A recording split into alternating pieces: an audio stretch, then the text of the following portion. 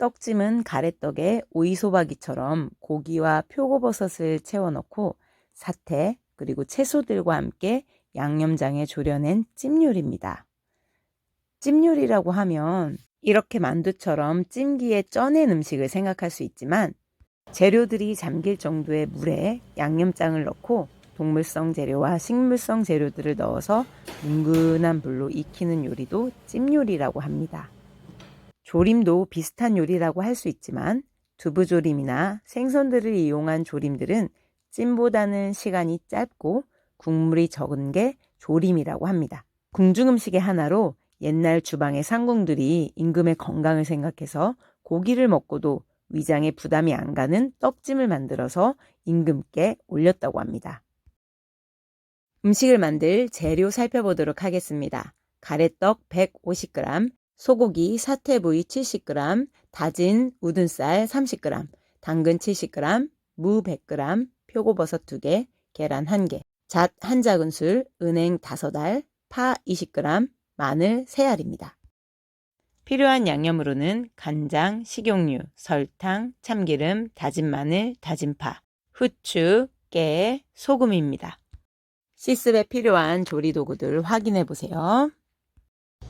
요리가 시작되면 데칠 것이 있는지 확인을 하고 데칠 물을 먼저 올려놓는데 오늘은 가래떡을 먼저 데칠 것입니다. 그렇기 때문에 물을 붓고 물에 올려놓고 재료 손질을 시작하도록 하겠습니다. 먼저 가래떡을 손질해 보도록 하겠습니다. 가래떡은 총 길이를 5cm를 해야 되는데요. 지금 보이는 떡은 거의 10cm 정도가 됩니다. 그래서 저는 절반을 나눠서 떡을 5cm로 맞춰주는데 혹시라도 여러분들은 길게 가래떡이 나오게 되면 5cm로 재단을 해서 재료를 준비하도록 하겠습니다.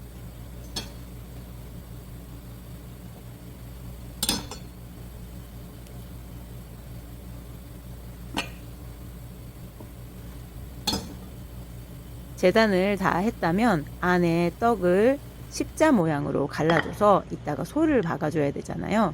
그때 칼집을 넣어야 되는데 칼이 떡에 잘 붙어서 안 들어가는 경우가 있어요. 그래서 물을 옆에 준비해서 칼에 묻혀가면서 혹은 떡에 묻혀가면서 작업을 해야 좀 더 수월하게 할 수 있습니다. 떡을 자른 단면이 십자 모양이 나올 수 있도록 떡을 자르고 나서 옆으로 90도 정도 돌려서 거기에 칼을 꽂아서 쭉 내려서 칼집을 내줍니다. 자, 다시 한번 자세히 볼게요.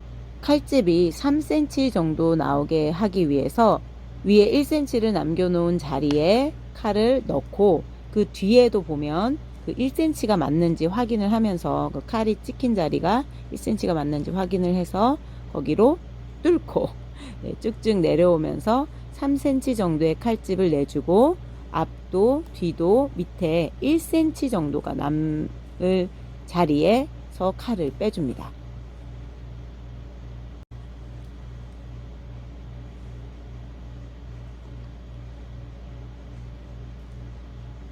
그리고 십자 모양이 나올 수 있도록 옆으로 살짝 돌려서 1cm를 남겨놓은 그 부분에 또 칼을 꽂고 그 뒤에 부분까지 확인을 해서 쭉 칼을 내려주십시오. 이때 칼이 잘 들지 않으면 한 번씩 중간에 물을 묻혀가면서 하면 조금 더 편합니다. 원래는 가래떡이 우리가 설날 때 많이 먹죠. 설날에 이제 떡국을 먹기 위해서 가래떡을 뽑아서 떡국 모양으로 썰어서 하는데 떡국이 조금 지겹다. 떡국 말고 이제 다른 음식을 먹고 싶다 할 때 보통 그냥 가래떡을 구워서 먹기도 하잖아요. 그런데 이렇게 칼집을 내서 떡찜을 해 먹으면 훨씬 더 맛있게 먹을 수 있겠죠. 오늘 떡이 워낙 말랑말랑하다 보니까 사실은 이건 정말 그냥 먹어야 맛있는 가래떡인데 이걸로 떡찜을 하자니 조금 아까워요. 떡찜은 너무 말랑하기보다는 살짝 굳어있는 떡이 좀 더 손질하기가 편합니다. 떡을 손질하는데 시간이 조금 걸리기 때문에 떡을 데칠 물을 지금 끓이고 있는데 끓고 있다면 뚜껑을 덮어놓고 불을 아주 약하게 줄여놔서 일단은 데우는 정도로 올려놓고 물이 너무 졸아들지 않도록 주의해주세요. 떡을 손질하는데 좀 시간이 걸리다 보니 조금 다른 얘기를 하자면, 설날에는 왜 떡국을 먹었을까요? 설날은 새해의 첫날로 사람들이 서로에게 복을 빌어주는 그런 날이잖아요.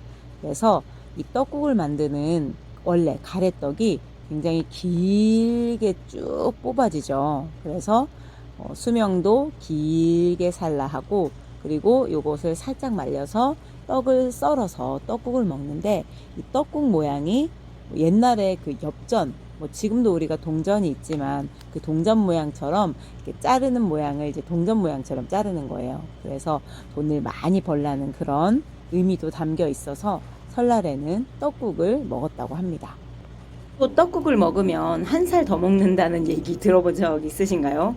저도 어릴 때 설날에 떡국 먹으면서 왜 그렇게 나이가 먹고 싶었는지 지금 생각하면 안 그러고 싶은데, 떡국을 2그릇, 3그릇 먹으면서 나 너보다 더 나이 많아 하면서 했던 기억이 좀 나네요. 그래서 이 떡국을 첨세병, 첨가하다, 나이를, 그리고 병이라는 거는 떡이라는 뜻이거든요. 그래서 나이를 더하는 떡이라고 해서 첨세병이라고도 했답니다. 제가 지금 큰 칼로 손질하고 있는데 아마 큰 칼로 하기가 조금 힘들 거예요. 혹시 여러분들 큰 칼로 할 때는 어떻게 해야 되나 잠깐 보여드리지만, 섬세하게 자르는 작업이기 때문에 칼날의 앞쪽을 잡고 해야 돼요. 그래서 아무래도 작은 칼을 이용해서 하는 게 훨씬 더 수월합니다. 지금 작업하고 있는 칼은 샤또 칼이라고 해서 양식에 바니쉬를 만들 때 샤또 치기를 하는 칼이에요. 조리 가방에 이 칼이 없다면 집에서 과도칼을 챙겨오는 게 좋을 것 같습니다. 이제 드디어 떡 손질이 다 끝났네요. 손질한 떡을 넣고 한번 데쳐낼 거예요. 이 데쳐낼 때는 너무 오랫동안 하지 않고요. 사실 지금 이 떡이 굉장히 말랑말랑하기 때문에 이 과정이 사실은 필요가 없습니다. 그래도 여러분들 실습할 때는 또 어떤 떡이 나올지 모르니까 이 과정을 하고 넘어가도록 하겠습니다. 떡의 상태에 따라서 데치는 시간이 조금 더 있어야 되겠지만, 이거 굉장히 말랑하기 때문에 거의 놓자마자 한 10초, 20초 정도 데치고 바로 건져내도록 하겠습니다. 체에 건져내서 빠르게 차가운 물로 식혀줍니다. 데쳐준 떡은 두껍기 때문에 대충 샤워시켜주는 게 아니라 차가워질 때까지 찬물로 여러 번 씻어서 차갑게 만들어줍니다. 뜨거운 기운이 남아있으면 떡이 좀 붉거나 떡이 달라붙어 버립니다. 찬물에 식힌 떡은 밑간 처리를 합니다. 밑간을 할 때는 유장 처리를 하는데요. 간장과 참기름을 섞은 유장을 떡에 버무려 줍니다. 간장 2분의 1 작은술, 참기름 1 작은술을 잘 섞어서 떡에 버무려 줍니다. 이때 칼집 낸 부분에 참기름이나 식용유를 좀 발라두면 칼집 낸 부분에 떡이 달라붙는 걸 조금은 막을 수가 있어요.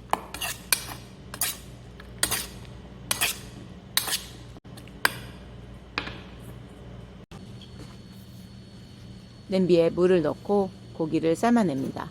이때 고기는 사태 부위를 사용할 건데요. 이 고기를 익혀서 떡찜에 넣을 건데 육수를 우려내는 것도 같이 하게 됩니다.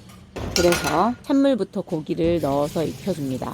물 3컵을 넣고 고기를 푹 익혀주세요. 고기를 삶아내고 육수도 사용해야 되기 때문에 너무 센 불에만 하지 않고 물이 끓어오르면 중약불로 줄여주세요. 물이 졸아들지 않도록 항상 불 조절에 유의해 주십시오. 떡찜에 들어갈 채소들 손질을 해보도록 하겠습니다. 먼저 무입니다. 무는 단백질을 분해해주는 효소가 있기 때문에 고기가 들어가는 음식에 함께 들어가게 되면 고기를 소화해주는 소화제 역할을 합니다. 그리고 국물을 낼 때 국물 또한 조금 더 시원한 맛을 주기 때문에 국물이 필요한 요리에는 무가 들어가면 굉장히 좋아요. 오늘 찜 요리에는 국물이 아주 많은 건 아니지만 적은 양의 국물에 맛과 영양을 더해주게 됩니다. 저는 이 정도면 이제 3등분 길게 하고, 그리고 또다시 3등분 해서 먹기 좋은 사이즈로 잘라보도록 하겠습니다. 지금 물을 보면 모서리 부분이 각져 있죠. 이 각져 있는 모서리 부분을 다듬어 줄 겁니다. 둥글리기라고 하는데요. 각져 있는 모서리 부분만 둥글려 주면서 이 무의 모양도 동글동글 깎아줘서 모양도 예쁘게 되겠지만 사실 이 모서리를 굳이 이렇게 정리하는 이유가 따로 있습니다. 찜 요리를 할 때 이 채소들을 오랫동안 뭉근한 불에 익히게 되면 채소들이 푹 무르게 익어서 부드러워서 좋지만 이 각진 모서리 부분들은 부스러지게 돼서 국물이 탁하고 걸쭉하게 돼버립니다. 국물을 조금이라도 더 맑게 하기 위해서 이 부분들을 둥글려서 제거해 주는 거죠. 조금 손이 가긴 하지만 음식을 좀 더 정성스럽고 정성이 들어간 만큼 고급스럽고 또 이렇게 둥글려줘서 모양도 굉장히 부드럽고 예쁜 떡찜에 장식하는 효과까지 줄 수 있는 거죠. 이렇게 작은 사이즈의 재료를 손질할 때는 큰 칼보다는 저는 큰 칼을 지금 사용하고 있는데 큰 칼보다는 작은 칼을 이용해서 하게 되면 훨씬 더 작업이 수월합니다. 아까 떡찜을 손질할 때 사용했던 그런 작은 칼, 샤또 칼이나 과도 칼을 이용해서 하게 되면 훨씬 더 좀 작업이 수월합니다. 자, 이제 빠르게 손질해 보도록 하겠습니다.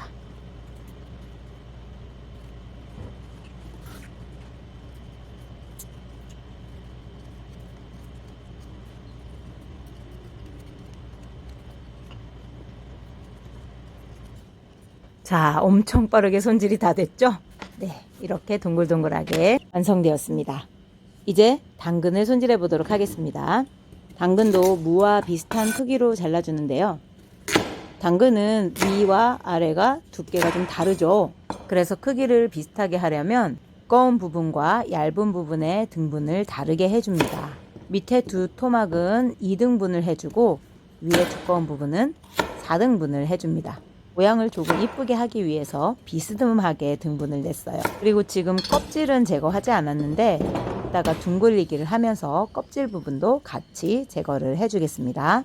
지금 손질할 당근이 많아서 다른 얘기 좀 하자면 아까 샤또칼에 대해서 얘기를 했잖아요. 양식에서는 이 가니쉬를 만들 때 당근을 이제 럭비공 모양처럼 만드는 것을 이제 샤또치기라고 합니다. 요런 모양 보신 적 있으신가요?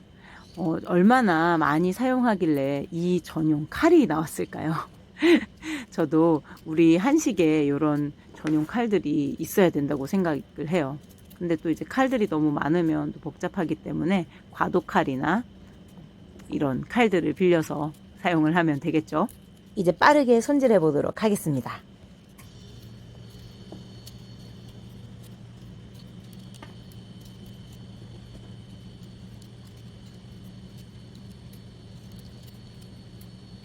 네, 숨가쁘게 손질을 마쳤습니다. 이제 버섯을 손질해 볼 텐데요. 버섯은 두 개가 있습니다. 하나는 채 썰어서 고기와 함께 떡 속에 들어갈 재료이고요. 하나는 아까 무와 당근과 함께 겉에 이제 재료들로 함께 사용을 할 거예요. 그래서 하나는 큼직하게 요 정도 크기 정도 되면은 4등분 정도로 하고요.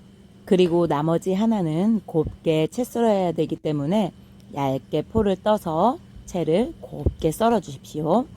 떡의 속 안으로 들어갈 거라서 특히나 두껍게 되면 밖으로 삐져나오고 보기가 좋지 않아요. 그러니까 최대한 곱게 채 썰 수 있도록 포를 많이 떠서 채를 곱게 최대한 곱게 썰어 주십시오.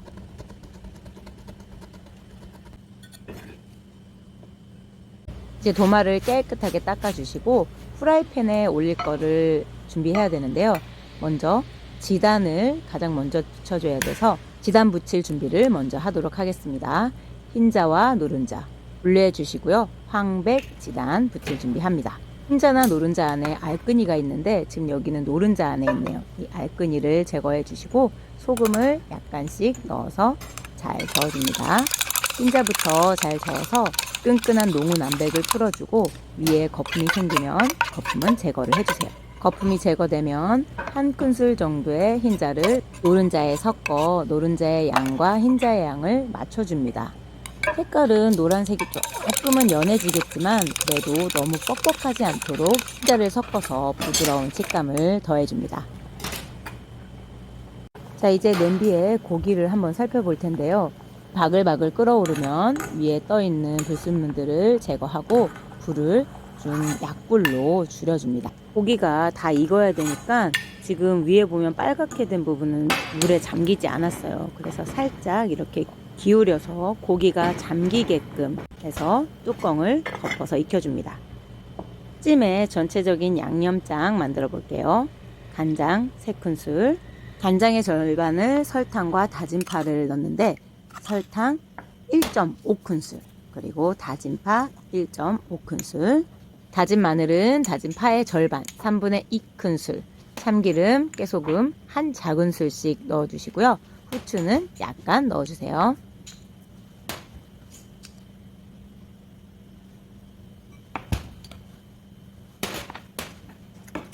양념은 설탕이 녹을 때까지 잘 저어주시고요. 이 양념의 일부를 고기와 채 썬 버섯에 양념을 조금 해줍니다.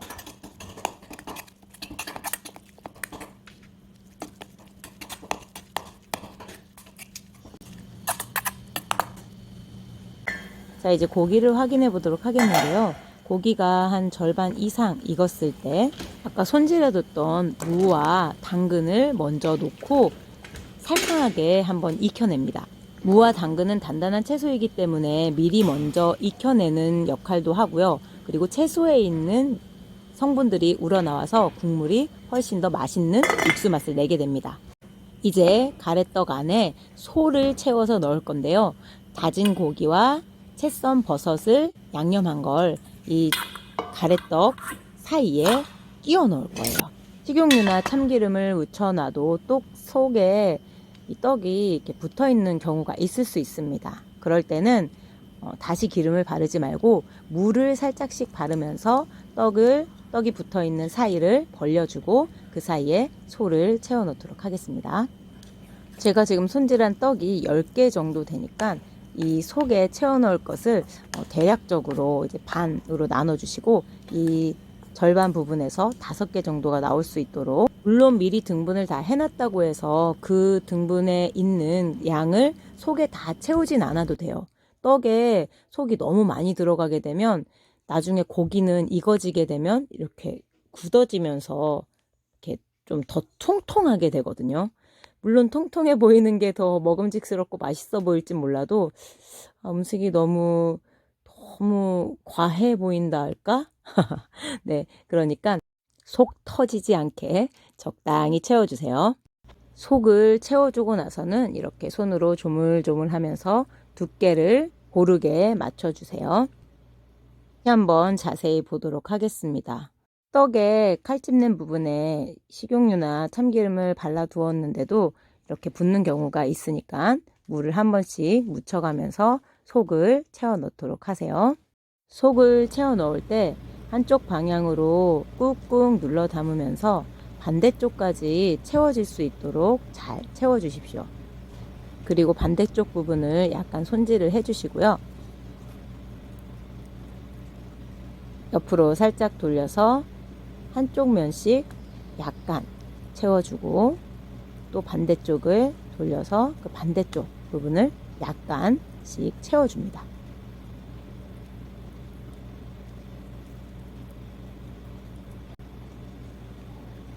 빠르게, 그렇지만 자세하게 다시 한번 여러분들 꼼꼼하게 살펴보도록 하세요.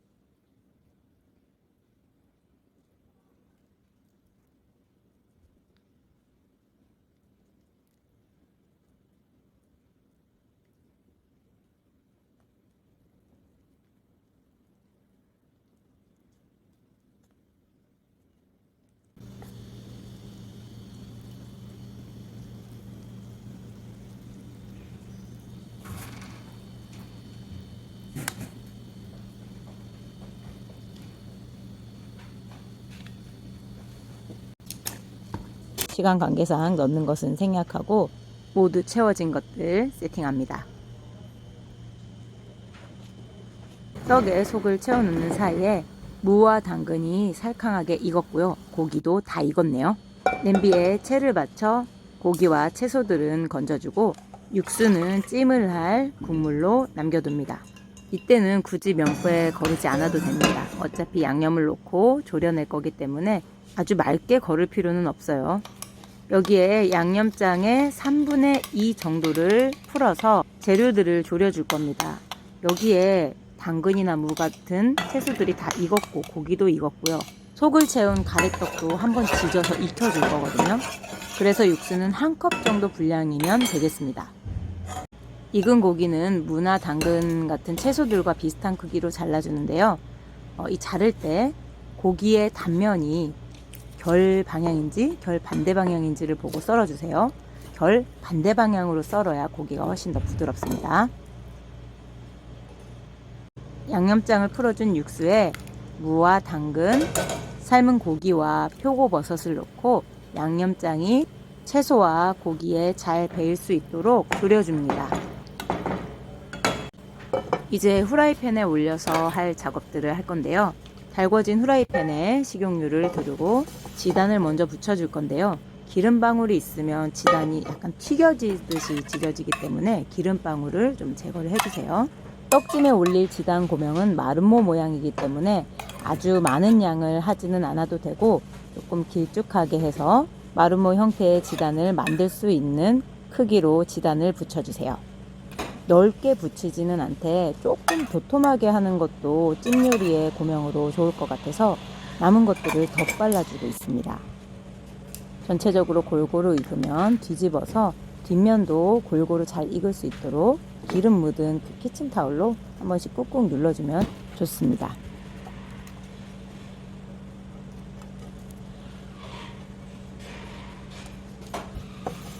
자, 다음으로는 은행을 볶아줄 건데요.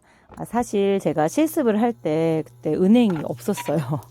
그래서 사실은 사진도 이렇게 나중에 첨부를 한 건데 환경이 조금 다르더라도 양해해 주시기 바랍니다.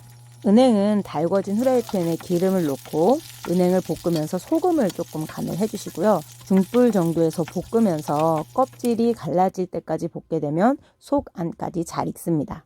다 익은 은행은 키친타올에 올려놓고 껍질을 비벼주면서 벗겨주세요.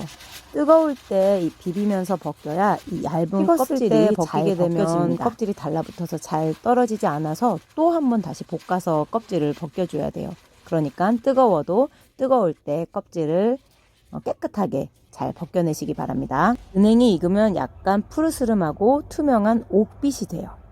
은행이 다 지져지면 후라이팬에 다시 기름을 두르고 이제 가래떡을 지져보도록 하겠습니다.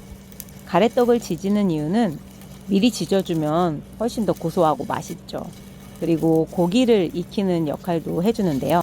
만약에 고기를 익히지 않고 이 가래떡을 국물에 바로 넣게 되면 떡이 많이 풀어지게 되고 또 떡 속에 꽂아 넣었던 이 속들이 밖으로 빠져나올 수가 있어요. 그래서 지금 지질 때 약간 팁이 있다면 고기 속을 채워놓은 그 부분을 일단 지져서 봉쇄를 해놓는 거예요. 고기 속이 빠지지 않도록 대굴대굴 굴려주면서 익혀주는 게 아니라 그 네 방향을 조금씩 눌러가면서 지져놓고 고기의 육즙이나 양념이 빠져나오지 않도록 봉쇄를 하는 거예요. 모든 가래떡을 이렇게 다 봉쇄를 하듯이 지져놓은 다음에는 불을 약하게 줄여서 얘네들을 뒤집어가면서 한 면씩 한 면씩 뒤집어가면서 속까지 골고루 익도록 해줍니다. 울망졸망 모여있는 이 떡들을 이제 붕어빵, 기계에 있는 붕어빵들처럼 한 번씩 돌려주는 거예요.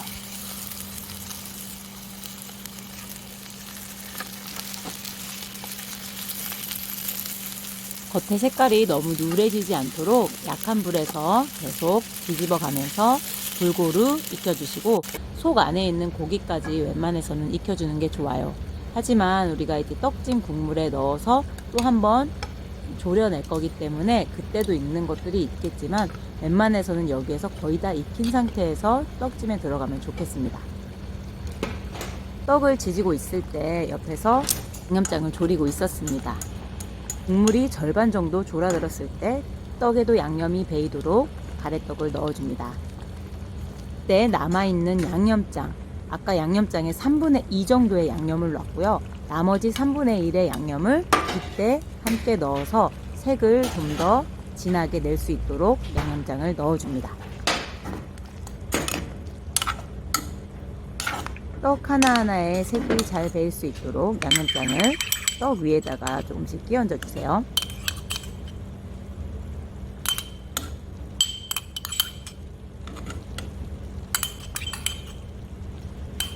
국물이 많지 않기 때문에 이 떡이 잠기지를 않아서 색이 골고루 배이지 않을 수가 있어요.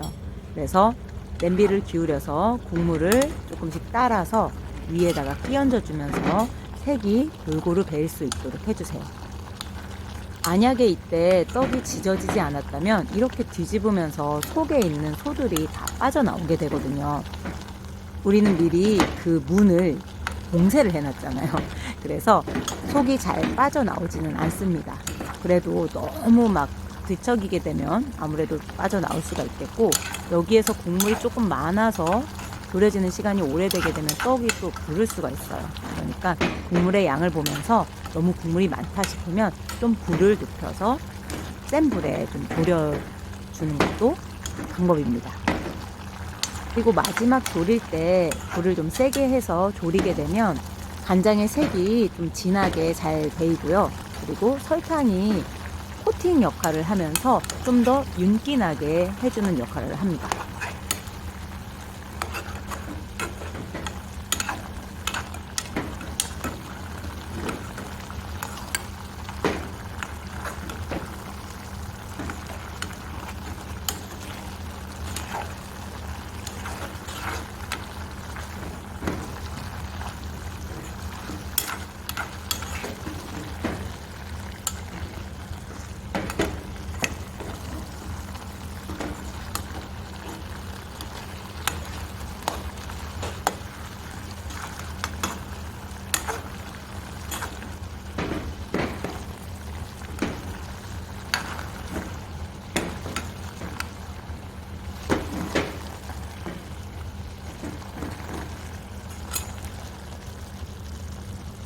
마지막 졸이는 과정에서는 국물이 금방 졸아들기 때문에 자리를 떠나지 말고 국물이 많이 줄어들지 않도록 잘 확인을 해 주십시오.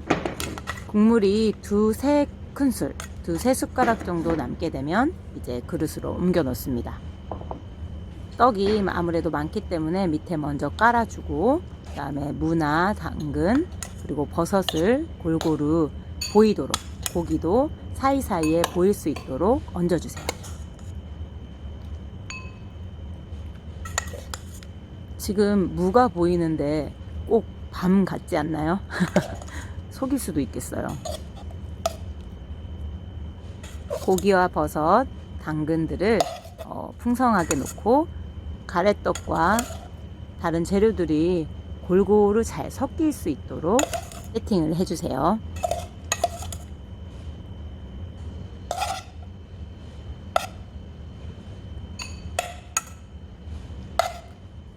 그릇에 넣을 때 음식의 양과 그릇의 크기를 보면서 혹여라도 음식이 많다 하더라도 그릇이 좀 작다 싶으면 모두 다 채우지 마시고요. 그리고 그릇이 크다 싶으면 웬만해서는 풍성하게 채워주십시오. 마지막에 재료들을 윤기 있게 보이게 하기 위해서 국물을 위로 끼얹어 주세요. 그리고 맨 위에는 지단 고명을 얹어야 되니까 혹시 윗부분이 조금 울퉁불퉁하다 싶으면 음식을 살짝 눌러주면서 윗부분을 조금 평평하게 만들어줍니다.